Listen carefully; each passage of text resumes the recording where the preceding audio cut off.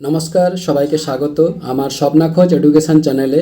আমি সুজিত কুমার মাইতি, ইতিহাসের শিক্ষক। চলে এসেছি আজকে দ্বাদশ শ্রেণীর একটি বিষয় নিয়ে।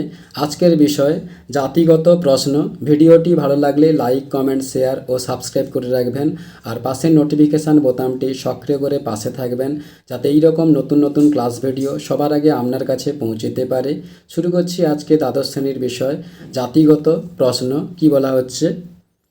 আধুনিক ইউরোপের বিভিন্ন সাম্রাজ্যবাদী রাষ্ট্র এশিয়া ও আফ্রিকার বিভিন্ন দেশে উপনিবেশ প্রতিষ্ঠা করে। এর ফলে ঔপনিবেশিক সাম্রাজ্যের জনগণ সুস্পষ্ট দুটি জাতিতে বিভক্ত হয়ে পড়ে, যথা ১. সাম্রাজ্যবাদী শাসক জাতি এবং ২. উপনিবেশগুলিতে বসবাসকারী শাসিত জাতি। সাম্রাজ্যবাদী শাসক জাতি নিজেদের জাতিগত শ্রেষ্ঠত্বে বিশ্বাসী ছিল। সাম্রাজ্যবাদী শক্তিশালী জাতিগুলি তাদের অধীনস্থ উপনিবেশের বাসিন্দাদের হীন জাতিভুক্ত বলে বিবেচনা করে তাদের ওপর বিভিন্ন ধরনের বৈষম্যমূলক ব্যবস্থা চাপিয়ে দেয়। যেমন ১.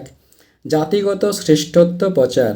ইউরোপের ঔপনিবেশিক জাতিগুলি উপনিবেশগুলিতে নিজেদের সীমাহীন জাতিগত গৌরবের কথা প্রচার করেন। উদাহরণ হিসেবে বলা যায় যে ভারতে ঔপনিবেশিক শাসনকালে ব্রিটিশ ঐতিহাসিক জেমস মিল মনে করতেন যে ব্রিটিশ শাসনাধীনে অনুন্নত ভারতীয়দের মঙ্গল হচ্ছে। ভারতীয়দের স্বাধীনতা বা স্বশাসন দানের কোনো প্রশ্নই ওঠে না, কেননা ভারতের ব্রিটিশ শাসন অনন্তকাল টিকে থাকবে। ভারতে বড়লাট উইলিয়াম বেন্টিংয়ের আইন সচিব লর্ড মেকলে ভারতে প্রচলিত শিক্ষা ব্যবস্থাকে পাশ্চাত্যের শিক্ষা ব্যবস্থা অপেক্ষা সম্পূর্ণ নিকৃষ্ট বলে উল্লেখ করে জানান যে ইউরোপের ভালো কোনো গ্রন্থাগারের একটি তাক সমগ্র ভারত ও আরবের সাহিত্যের সমকক্ষ। ২. অভিভাবকত্বের মানসিকতা। মিশনারিরা না হয়েও সাম্রাজ্যবাদী রাষ্ট্রগুলির কিছু মানুষ এশিয়া ও আফ্রিকার উপনিবেশগুলির বাসিন্দাদের স্বঘোষিত অভিভাবক হিসেবে নিজেদের তুলে ধরেন।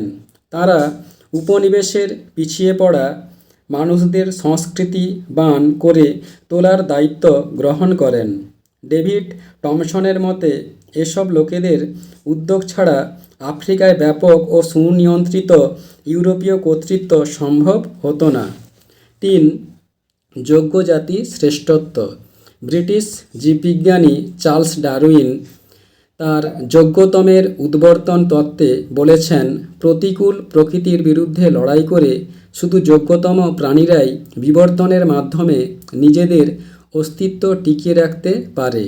ইউরোপের সাম্রাজ্যবাদী জাতিগুলি এই তত্ত্বের দ্বারা প্রভাবিত হয় এবং সামাজিক ক্ষেত্রে ডারউইনের তত্ত্বকে নিজেদের মতো ব্যাখ্যা করে ও নিজেদের স্বার্থপূরণকারী সেই নীতিকে তারা যোগ্যতম জাতির শ্রেষ্ঠত্ব রক্ষার তত্ত্ব হিসেবে তুলে ধরে। ৪. শ্রেষ্ঠ জাতির প্রাধান্য। সাম্রাজ্যবাদী ইউরোপীয় রাষ্ট্রগুলি নিজ নিজ জাতিকে শ্রেষ্ঠ এবং উপনিবেশে শাসিত জাতিগুলিকে নিকৃষ্ট বলে মনে করত। পাশাপাশি নিকৃষ্ট জাতির ওপর শ্রেষ্ঠ জাতির আধিপত্য প্রতিষ্ঠার জন্মগত অধিকার আছে বলে রাষ্ট্রগুলি ঘোষণা করত। হিটলার জার্মান জাতিকে খাঁটি আর্য জাতি বলে ঘোষণা করেন ও বলেন, অনার্য জাতিগুলির উপর প্রকৃত আর্য জার্মান জাতির আধিপত্য প্রতিষ্ঠার অধিকার বৈধ। ৫. শ্বেতাঙ্গদের উন্নাসিকতা। ইউরোপের সাম্রাজ্যবাদী জাতিগুলির বদ্ধমূল ধারণা ছিল যে কৃষ্ণাঙ্গ জাতির চেয়ে শ্বেতাঙ্গ জাতির মানুষ অনেক বেশি উন্নত সভ্যতার অধিকারী। এশিয়া ও আফ্রিকার মানুষ কখনো শ্বেতাঙ্গদের সমকক্ষ হতে পারে না। জনৈক ফরাসি লগ্নিকারক জুলেফেরি বলেছিলেন যে উন্নত জাতির এক প্রকার অধিকার আছে, কারণ তাদের একটি কর্তব্য আছে। তাদের কর্তব্য হলো পিছিয়ে পড়া জাতিকে সভ্য করে তোলা। ৬. জাতিগত ব্যবধান। উপনিবেশগুলিতে ঔপনিবেশিক শাসক জাতি এবং উপনিবেশের শাসিত জাতির মধ্যে মর্যাদাগত ব্যবধান সহজেই চোখে পড়ে। ঔপনিবেশিক শক্তির আইন, শাসন ও বিচার বিভাগের যাবতীয় বিশেষ সুযোগ সুবিধা শাসক জাতি ভোগ করলেও উপনিবেশের শাসিত জাতি তা থেকে বঞ্চিত হয়।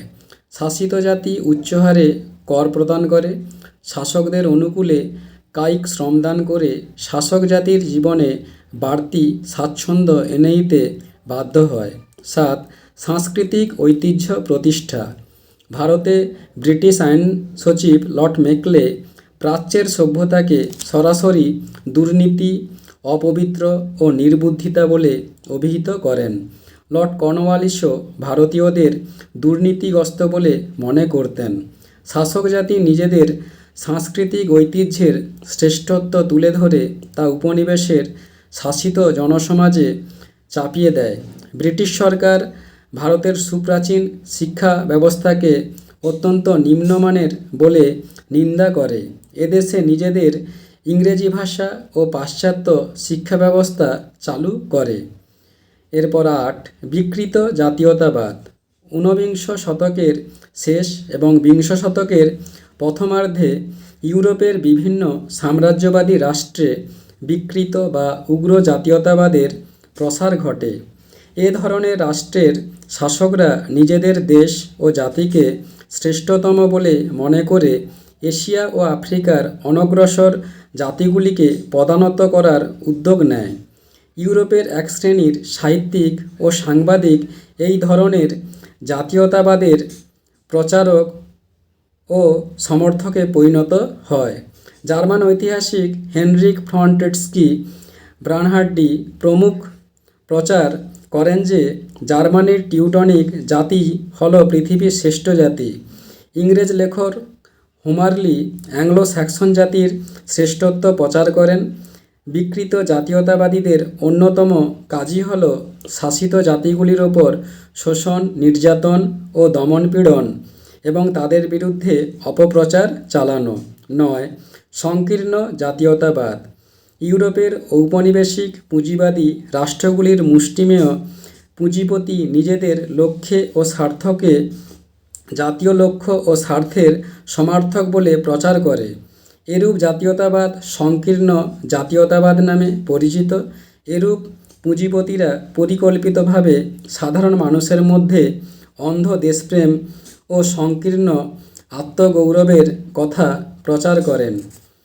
বন্ধুরা, এখানেই ক্লাস ভিডিওটি শেষ হলো। পরবর্তীকালে আবার একটি নতুন ক্লাস ভিডিও নিয়ে উপস্থিত হব। ধন্যবাদ, সবাই ভালো থাকবেন।